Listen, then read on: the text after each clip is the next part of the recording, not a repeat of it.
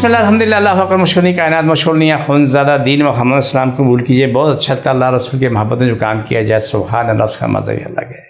मेरे प्रोग्राम को लाइक करें, शेयर करें, सब्सक्राइब करें। मैं कराची बैठता हूँ बादराबाद, 4 मीनार चौरों के साथ सैलानी वाले हम दोनों की गली में। सुबह 11 से रात 8 रोज़ाना, इतवार सुबह 10 से 2 का टाइम होता है। इस टाइम आप तशरीफ़ ला सकते हैं। दर्द वाला दर्द की हालत में है, बुखार वाला बुखार की हालत में है। अल्लाह सुब्हान तआला खैर और बरकत वाला काम करे, हमेशा खैर। आज का प्रोग्राम बहुत ख़ास है। ये आप लोग बार बार सुनना भी, बार बार सुनाना भी लोगों को। 1990 मेरे पास एक साहब तशरीफ़ लाए। ज़िंदगी मेरे पास लाखों लोगों का इलाज हो चुका है, अल्हम्दुलिल्लाह सुम्मा अल्हम्दुलिल्लाह। मेरे पास आके इलाज करने वाला कोई पैसा नहीं था दवाई के अलावा। दवाई के पैसे होते हैं, जितनी दवाई बनती है इतने पैसे रहते हैं, बाकी हमारी इल्तिजा से दुआओं की होती है। उसने कहा जी हमारा एक जानने वाला था, तो वो जादूगर था, वो जो चाहता था वो हासिल कर लेता। उसके लिए गुनाह तो नाका बाल भी नहीं था। और बहुत बोला कि मुश्किल सारे इलाके लोगों ने थाने में, कचहरी में, सब जगह पे दरख्वास्तें दी, कोर्ट में केस किया, उसका कभी केस लगा नहीं। और 10-10, 15-15 साल तक कभी उसका केस लगा नहीं। पुलिस वाले कभी उसकी दहलीज पार नहीं कर सके। वो सामने बैठा था, बोला आ सकते तो आ जाओ, लेकिन कोई अंदर दाखिल नहीं हो सका। बोला जिस जज ने केस सुनने की कोशिश की वो बीमार पड़ गया। जिस पुलिस वाले ने उस पर हाथ डालने की कोशिश की तो वो पूरा ख़ानदानी अजीब कंडीशन में चला गया। और रोज़ाना वो लाखों रुपए को मारा था। एक नसीहत थी मेरे लिए भी और आपके लिए भी। जो आप जाते हैं ना जादूगरों के पास, अपना अंजाम साथ साथ सोच लेना। इसलिए कहते हैं ना कि जादू करना कराना हराम है, करने वाला भी जहन्नमी है, करवाने वाला भी जहन्नमी है। इसको पढ़ लेना आप। हमेशा ज़िंदगी नहीं रहती है, ज़िंदगी ख़त्म हो जाती है।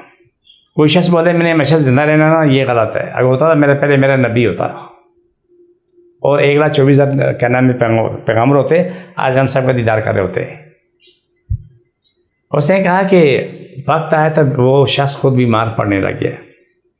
बीमार पड़ते पड़ते पड़ते वो जैन जादू तो एक तरफ रह गए। अब वो कोमा में चला जाए। ख़ानदान वाले बड़े खुश, जिन ख़ानदान को अरबों रुपया कमा के दिया उस शख्स के बकौल कि वो उसकी मरने की दुआ मांगते हैं, अल्लाह उसको जल्दी फारिग कर दे। 2-3 दिन तक कोमे में रहे, लोग समझे मर गया, उसके बाद सांसें लेना शुरू करते। ये इसकी कहानी चलती गई। एक दिन ऐसा हुआ कि उसका इंतकाल हो गई। 1.5-2 साल से उसको मतलब है कि अजियत में रह के, सकरात में रहते हुए तो इंतकाल हो गया। ऐलान हुआ कि वो जादूगर का इंतकाल हो गया। उसको कफन पहना के गुस्ल लेके चले गए। जब मौलवी साहब ने बोला भाई दिखाओ, औरत है मर्द, बोला क्या देखा? तो मौलवी साहब ने जरा बोला तुम्हें शर्म नहीं आती? ये तो कुत्ते का जनाजा होता है। उसकी शक्ल अल्लाह ने बिगाड़ दी, रब ने उसकी शक्ल बिगाड़ दी। उस शख्स की ज़बानी सुना, बड़ा बुजुर्ग इंसान था, कभी कभार आता था। और शायद ये वाक़या शायद कराची का ही है। उसके बाद किसी मस्जिद में उसका जनाजा नहीं हुआ। जहाँ जाए कि जो मौलवी साहब से शक्ल देखे तो वो आगे से वो सुना दे, बोलते तुम्हें शर्म नहीं कि तुम कुत्ता लेके आए हो। बिलाखिर उसको एक जगह कब्र खोद के उसे दफना के लाश नीचे रखे बाहर आए और लाश को कब्र ने बाहर फेंका, कब्र बंद हो गई। बिलाखिर उसकी औलाद ने एक जगह गटर बुला हुआ था, मेन नाले के साथ ही जब मेन होल बुला हुआ था, वहाँ डाला था। उस गटर ने उसकी लाश को बाहर नहीं फेंका, क्यों कि वो उसी की काबल था। उन्होंने वहाँ पर पत्थर डाले, मिट्टी डाल के भाग के आ गए। मैं आज भी इस बात को मैं हज़ारों दफ़ा मैंने याद किया, सोचा कि मैंने अल्लाह तू मुझ समेत कायनात के हर इंसान को अपनी पनाह में रख। ये जादू करना कराना इसलिए बोलते हैं कि हराम है।